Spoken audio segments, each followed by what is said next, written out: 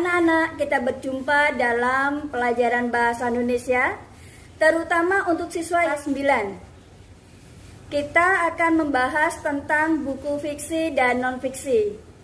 Tentunya kalian sudah pernah membaca buku fiksi, ya kan?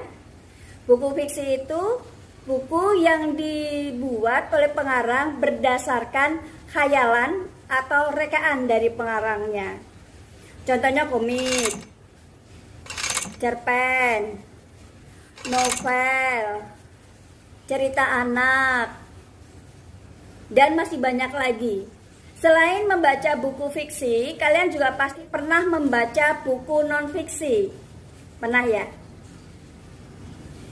Contohnya misalnya buku pelajaran, buku karangan ilmiah, buku jurnal, buku skripsi, ada tesis, disertasi. Nah, buku-buku tersebut yang tadi Ibu sebutkan itu dibuat berdasarkan kenyataannya, berdasarkan fakta, bersifat faktual. Nah, buku tersebut disebut sebagai buku non-fiksi.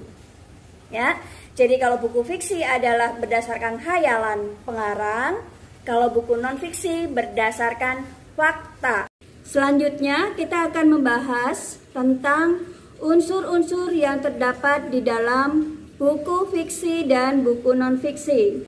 Di dalam buku fiksi terdapat sampul buku. Ya.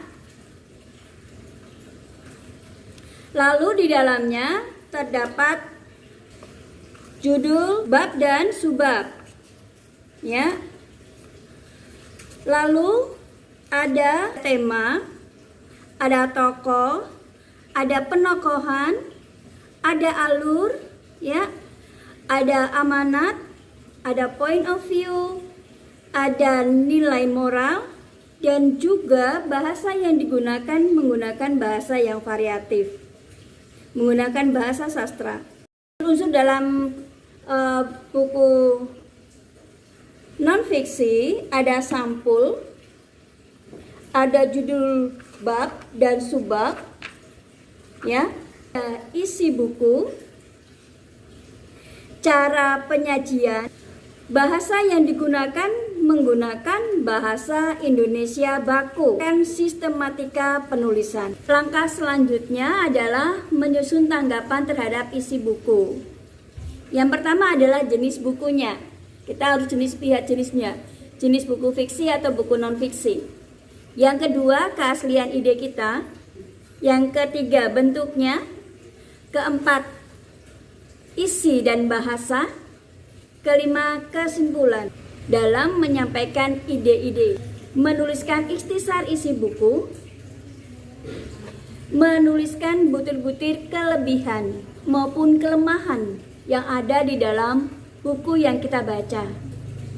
Dan yang terakhir adalah menuliskan pendapat sebagai tanggapan dari isi buku dan memadukan ikhtisar dan tanggapan pribadi tersebut ke dalam sebuah tulisan yang utuh.